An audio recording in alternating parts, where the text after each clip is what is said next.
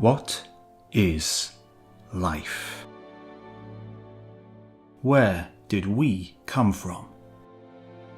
Water is H2O, 2 atoms of hydrogen and 1 of oxygen, pulled together by covalent bonds. The air we breathe is a mix of countless particles along with dust and water vapor. Then what is it that makes up life? What are the ingredients of our fundamental essence? And what is it that separated us nearly 4 billion years ago and continues to separate us today from everything else?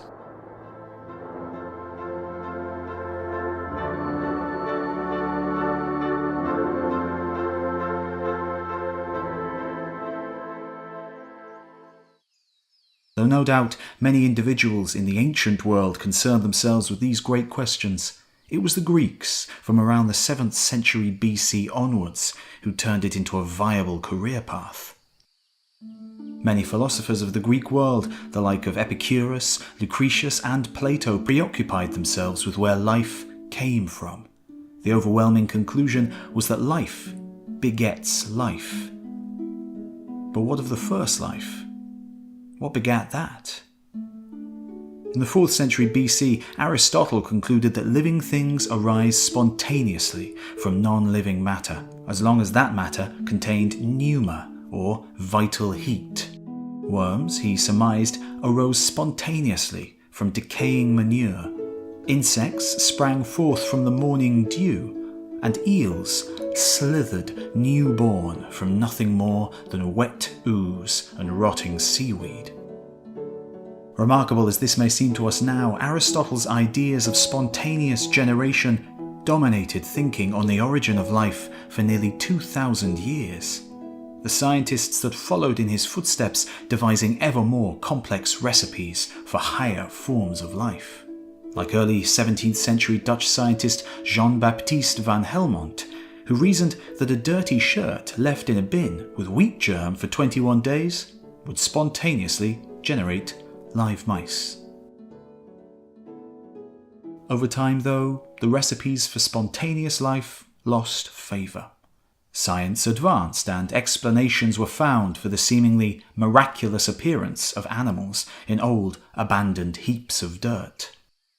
But for the smaller, enigmatic creatures, bacteria and weird, single-celled amoebas, spontaneous generation proved hard to disprove.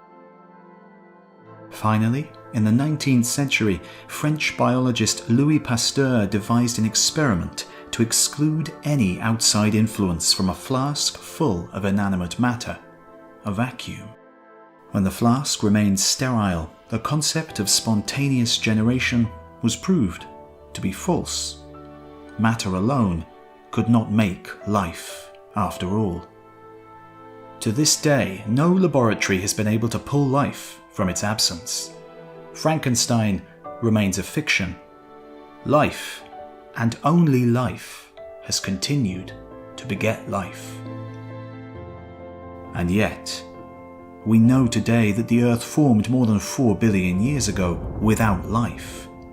No living thing could have survived the convulsions of the Hadean Eon. But here we are today, on an Earth brimming with, overflowing with living beings of every imaginable form and function. From rainforest to desert, from the highest peaks to the deepest ocean depths, life thrives. So, it is abundantly clear, at some point between 3 to 4 billion years ago, matter did make life. The final act of spontaneous generation in history, the origin of life on Earth. The questions that remain are how and from what?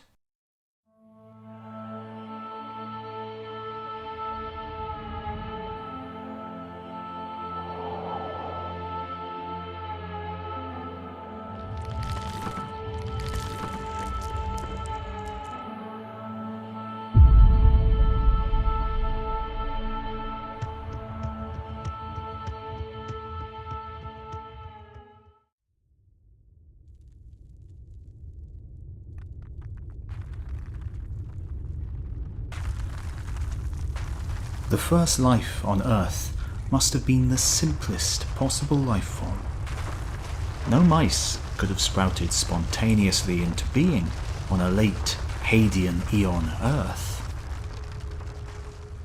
In order to decipher where life came from, we must first consider what exactly life is at its most basic level.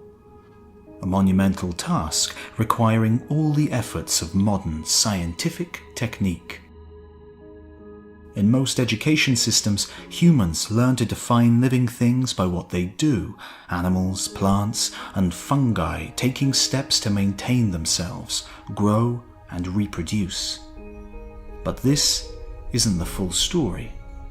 Living creatures might do these things, but they're not the only ones. By this definition, we would class some crystals as being alive, or computer viruses, algorithms even. Today, this is not the standard definition for the origin of organic life on Earth.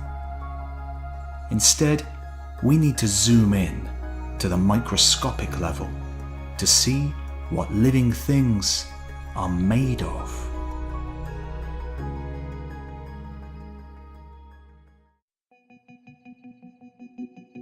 The simplest forms of life today, bacteria, have two basic ingredients. A self-replicating molecule like DNA that contains the instructions for making another one of itself. And a self-contained metabolism that provides the machinery to do the living and the replicating. Defined like this, we capture the essence of every living thing on planet Earth. Everything is made up of cells, like the bacterial cell, which, at their core, have a self-replicating molecule and a self-sustaining metabolism. This definition gives viruses a place on the road to life too, even if they don't quite qualify. These tiny structures have a self-replicating molecule within them, just like every other living thing. But they lack the machinery to do anything with that molecule. Instead, they must hijack other organisms to borrow the organic factories that will allow them to reproduce. Some scientists would class them as alive. Others would not. Some even think that they may be a piece in the puzzle of life's origins, a kind of halfway point between living and dead. So a self-replicating molecule and a metabolism were the two inventions needed for the very first life forms. But they're not simple inventions. Our DNA is a giant, complex macromolecule, a long double strand made up of millions of smaller, simpler molecules. They themselves built from atoms of carbon, oxygen, hydrogen, nitrogen, and many more. The modern metabolism built around this monster molecule is a complex organic factory too, each part finely tuned to a particular function and interdependent on everything else to keep running. Of course, life couldn't start out with something so elaborate. Its beginnings were necessarily much simpler, using basic building blocks that already existed on the early Earth, or that were made for the first time inside its young oceans.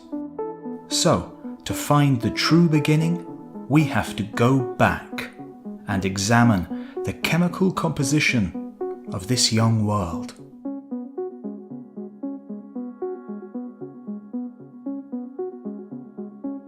Of all the possible elements in the universe, 94 occur naturally on our planet. Every element is characterized by its behavior, its affinity for other elements, and the energy needed to make or break connections. Some don't react at all, others, like silicon, react slowly, needing huge amounts of energy to restructure its molecules. Silicon is abundant on the Earth, but not a good candidate for shifting, reactive, biological life. Carbon is a stronger choice. The fourth most common element in the solar system, it can easily form strong bonds with other carbon atoms, as well as with other abundant elements, oxygen, hydrogen, nitrogen. All life on Earth is based on this cosmopolitan element combined with oxygen and hydrogen in what are now called organic molecules. In fact, the Hadean Earth was a melting pot of organic opportunity. Sugars, which were destined to become the backbone to our genetic molecules and the fuel for our cellular factories, were made with cosmic chemistry and formed in the star-forming regions of the Milky Way. They floated freely in the early ocean. Nucleobases too, simple nitrogen-containing compounds that, when combined, form the basis for information storage in our self-replicating molecules. The molecular language of life's instruction manual. A repeating pattern of 4 different nucleobases encodes all the instructions for how to stay alive, grow, and reproduce. On the early Earth, they could have been a spontaneous product of primordial chemistry. Finally, amino acids, also ubiquitous to all life on Earth. They are the building blocks of proteins, from which almost all cellular machinery is shaped.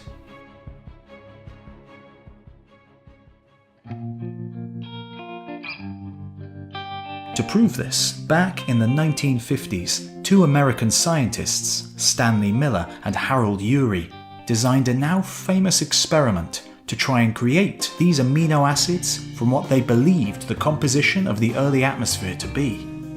They started with a mixture of water, methane, ammonia, and hydrogen, and ran an electric spark through that mixture.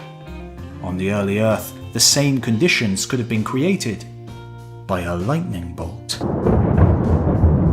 spearing down from the thunderclouds that capped the first mountains. The result was the creation of entirely new chemicals, including several of the amino acid building blocks that all life on Earth uses.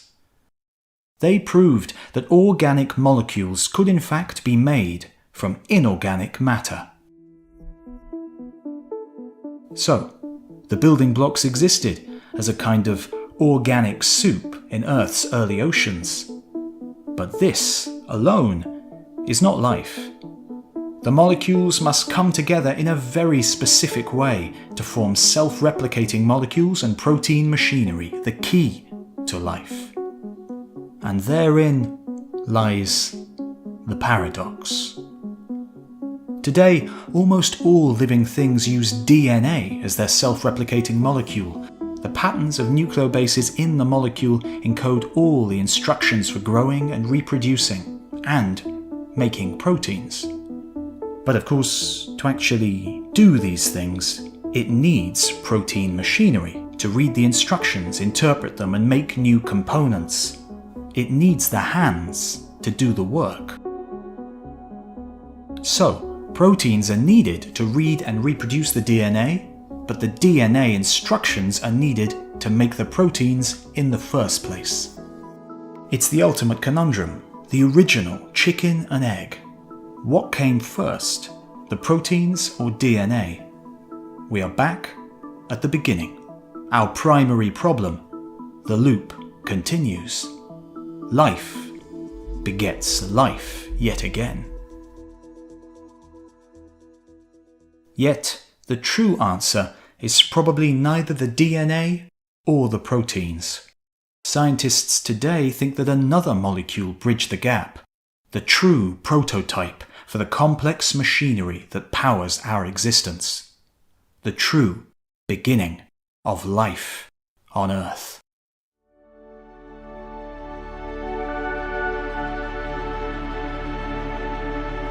Beneath the churning chaos of Hadean Earth's deep oceans, potentially for the first time, a molecule successfully replicates itself. RNA, as it is known, is a self-replicating single-stranded molecule similar to, but simpler than, DNA. It can replicate, but it can also knot itself up into 3D structures very similar to the protein machinery used in living things today. Scientists believe RNA could have been a catch-all molecule that performed all the functions of early metabolism and replication. The result would have been what scientists call the RNA world, where all of biology is made up of this single-stranded nucleobase pattern.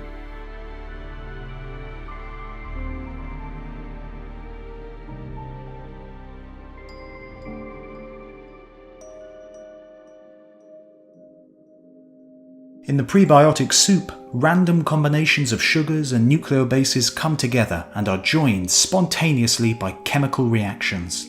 Some break apart again, but some stay stuck and continue to grow into long strands, one nucleobase after another. Sometimes the strand affects its own structure, coiling or folding back in on itself. In this way, a kind of pre-life natural selection takes hold, to select the kinds of molecules that are structurally stable and mechanically useful. The stable strands can act as templates for replication, for making another identical to itself, the bunched up strands acting as rudimentary machines to help that replication along. A whole ecosystem of different RNA molecules emerges, proliferating and diversifying, more stable strands replicating more successfully, floating freely within the primordial soup. But this, too, is not yet life. The RNA ecosystem alone is a fluke of chemistry, not a self-sustaining organism. Any chemical imbalances in the primordial oceans could have collapsed and destroyed the entire RNA world. Even the smallest puddle on the primordial Earth is a big place for a fragile strand of RNA. The chemicals needed for metabolic chemical reactions being impossibly diluted, the chances of them running into each other are vanishingly small, promising reactions all the while being disrupted by other chemicals floating around in the water. So, for metabolism to really get going, the reactions needed a box to happen in, separated from the outside environment, where chemicals were concentrated and where the RNA could help direct the composition within. All living things rely on these compartments, these boxes. Some make do with just one, others have trillions.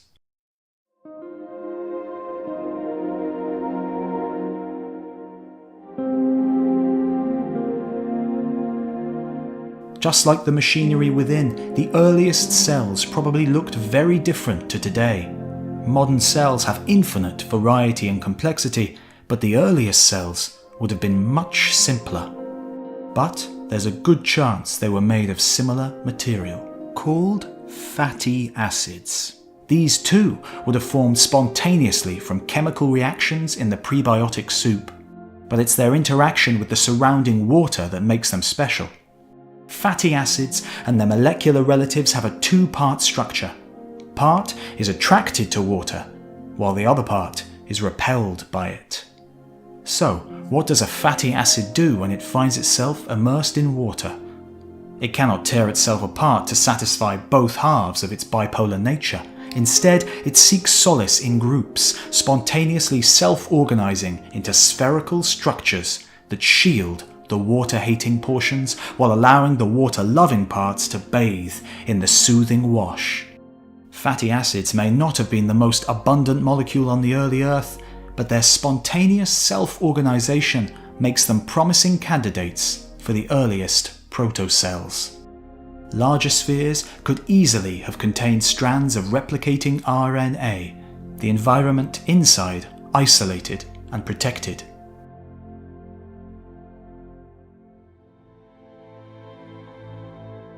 Chemical reactions can happen in this new concentrated internal environment. They can be influenced and directed by the RNA strands, and the changes inside influence the strands themselves. The first tentative metabolisms arise, natural selection of chemical stability, meaning that only those concoctions that favour self-preservation and perpetuation can stick around. from star-born atoms and molecules concentrated on the young Earth's volatile surface, giant macromolecules formed, found ways to reproduce and pass their success on to new generations, with survival the sole purpose, improving and warping along the way. Just this one time, life arose spontaneously. Matter begat life, allowing life to beget life for another 3.5 billion years and counting.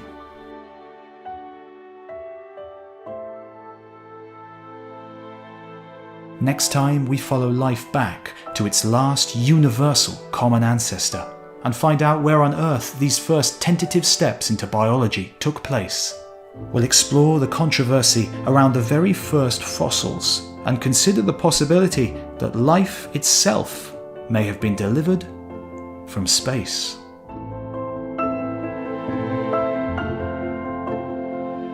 You've been watching the entire history of the Earth. Don't forget to like, subscribe and share, and let us know in the comments what you'd like to see covered in the future. Thanks for watching, and we'll see you next time.